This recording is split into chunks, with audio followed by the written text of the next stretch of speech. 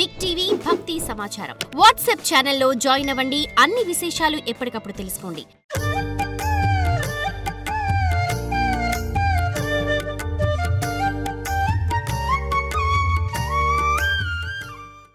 ఈ భూగోళమే కనపడదు. ఈ భూగోళమే అన్ని గోళాలు కలిపినప్పుడు ఈ భూగోళం ఎంతుందంటే చిన్న ఇసుక రేణు అంతుంది అన్నారు. ఈ భూగోళమే ఇసుక రేణు అంతుంటే ఇక సముద్రం ఎక్కడా, నీ ఊరెక్కడా, నీ ఇల్లు ఎక్కడా, నువ్వెక్కడా? నువ్వు అసలు లేవు. వాళ్ళ లెక్కలో లేవు. మనం ఏదో విర్రవీగుతున్నాం మనం.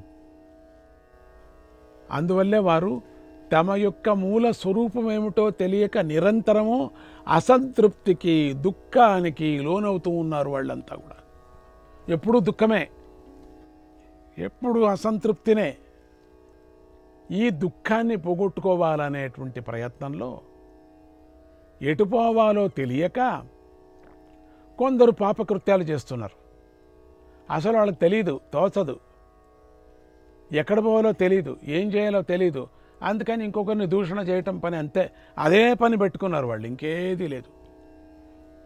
ఎందుకంటే వాళ్ళ పాపాలన్నీ వీళ్ళు తినాలి కదా. అందుకని ఎవరినైనా ఏమన్నంటే బుద్ధుణ్ణి ఎవరో ఏమిటో తిట్టారు, బాగా తిట్టారు. తిడుతూనే వాళ్ళు కొంత దూరం అయిన తర్వాత వాడు నిలిపి ఆ బుద్ధుణ్ణి, సిద్ధార్థ బుద్ధుణ్ణి నిలిపి అడిగారు, ఏమి ఇంతగా తిడుతూ ఉంటే ఏం అనుకోవటం లేదు, మీరు ఎట్లా అక్కడ దాన్ని చూడటం లేదని. ఏం లేదే, ఇప్పుడు నువ్వు ఏదైనా ఒక వస్తువు ఇస్తావనుకో నాకు, ఆ వస్తువు విలువైందనుకో, అది నాకు ఇచ్చినప్పుడు నేను తీసుకోకపోతే ఏం చేస్తావు? నువ్వు పారేస్తావా? లేదు. ఏం చేస్తావు? జోబులో పెట్టుకుంటావు. అట్లనే నీ తిట్లను నేను తీసుకోలేదు. నువ్వు ఇచ్చిన తిట్లంతా ఎక్కడ పోతున్నాయి? మళ్ళీ నీకే వస్తున్నాయి. నేను తీసుకోలేదు కాబట్టి. నేనేమన్నా నువ్వు తిడతావంటే అయిపోయి నేను తీసుకున్నట్లు లెక్క. అసలు నేను తీసుకోను కదా దాన్ని. అందుకని నీకే మిగిలిపోయాయి అవి అన్నట్టు. ఇలా దారి తెలియక చీకట్లో జరిగే జీవులను ఉద్ధరించడం కోసం ఆ పరాశక్తి, ఈ చీకట్లో తిరుగుతున్నాం అంటే అజ్ఞానంలో తిరిగే జీవులు మనమంతా. అజ్ఞానంలో తిరుగుతూ ఉండేటువంటి, చీకట్లో తిరిగేటువంటి జీవులను ఉద్ధరించడం కోసం ఆ పరాశక్తి కొన్ని సందర్భాలలో, కొన్ని స్థలాలలో తనను తానే ప్రకటించుకొని విశేష శక్తి స్ఫూర్తితో జీవులను తన వంకకు ఆకర్షించుకొని వారు తనను ఆరాధించేటట్లు చేసుకొని వారికి శాశ్వత తృప్తిని, ఆనందాన్ని కలిగించింది. అలాంటి విశేష శక్తి ఆవిష్కరణల పేరే శక్తి అవతారాలు. అమ్మవారు మనందరినీ ఉద్ధరించడానికే ఈ అవతారాలు తీసుకుంది. అక్కడక్కడ అవతరించి ఆ ప్రాంతంలో ఉండినటువంటి జీవుల్ని ఉద్ధరించింది. మనమేం చేస్తున్నాం? అన్ని చోట్ల తిరుగుతున్నాం, అన్నీ దర్శిస్తున్నాం. మంచిదేలేండి, లేదని కాదు. అనుకూలంగా అక్కడక్కడ అవతారాలు, ఆ శక్తిపీఠాలు ఏర్పరచుకొని తాను ఆవిర్భవించి ప్రత్యక్షంగా అక్కడ చుట్టూ ఉండేటువంటి జీవుల్ని రక్షిస్తూ ఉన్నది. ఇదే అమ్మవారి యొక్క విశేషం. అన్ని దేవతల యొక్క విశేషం ఇదేనే. దశావతారాలు అంతేనే. ఈ సమస్త జీవరాశులను ఉద్ధరించడానికి ఏదేదో చేస్తున్నారు, కానీ మనకు అది అర్థం కావటం లేదు. ఆ అవతారాలు సంభవించిన పుణ్యస్థలాలే ఏమంటున్నాం? దాన్ని శక్తి క్షేత్రాలు అంటున్నాం.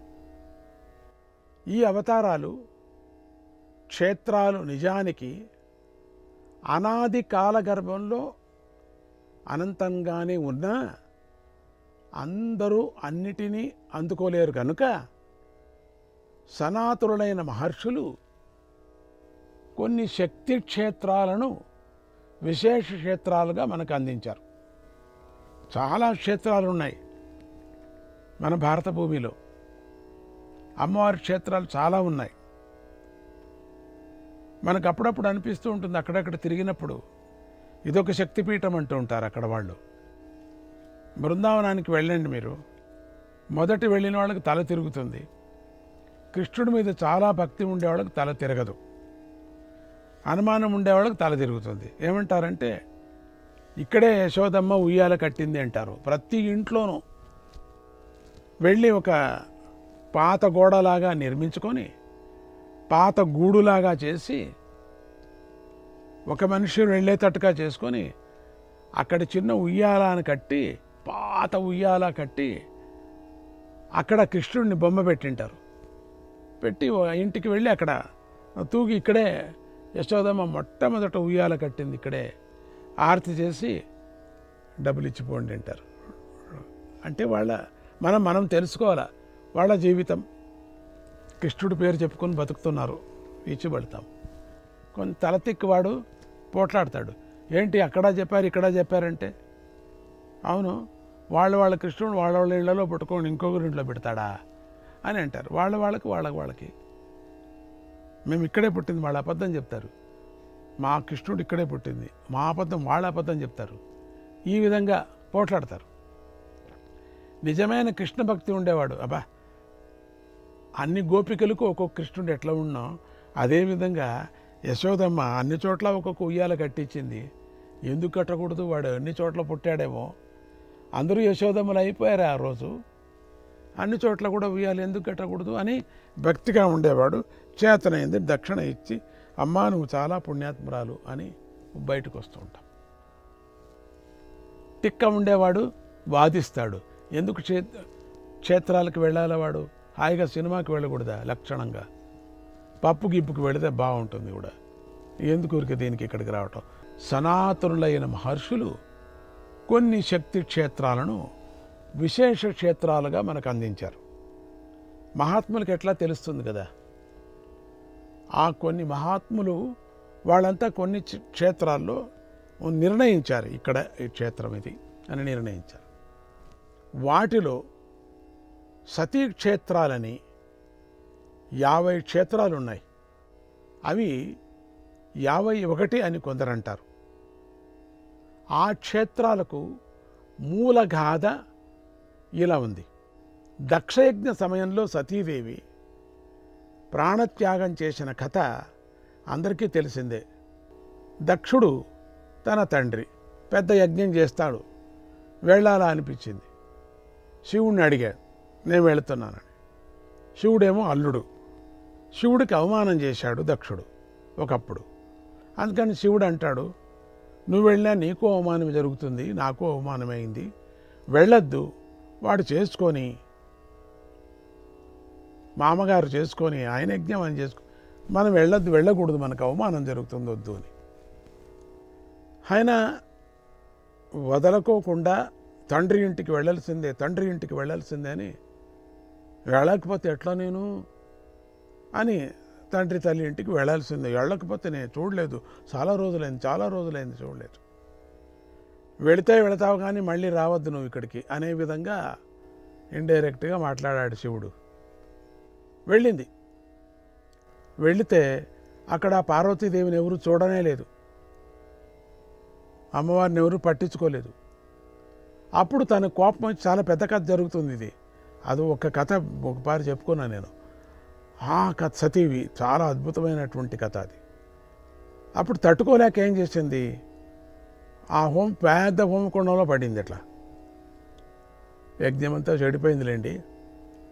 అప్పుడు ముందుకు ఏమైంది, ఒకానొక కల్పంలో ఆమె తన శరీరాన్ని యోగాగ్నిలో దహనం చేయకుండా అలాగే వదిలేసింది.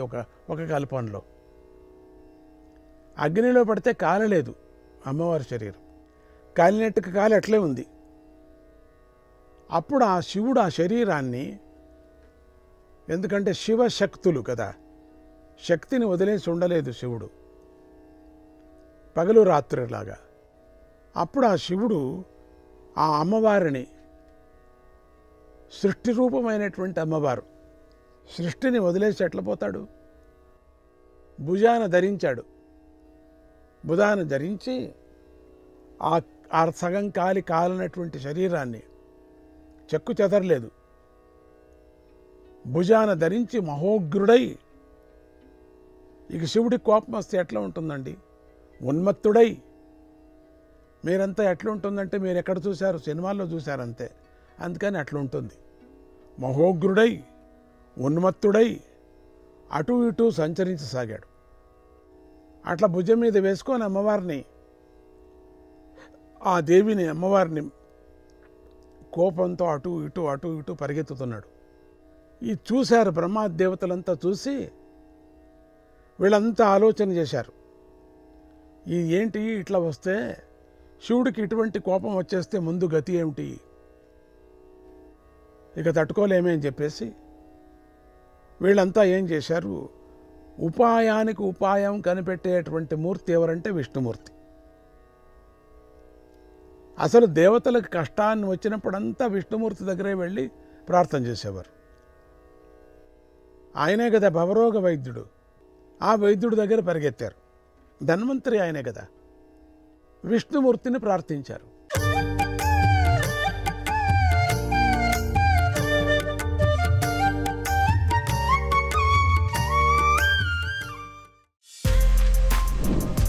For more videos like this, subscribe Big TV channel.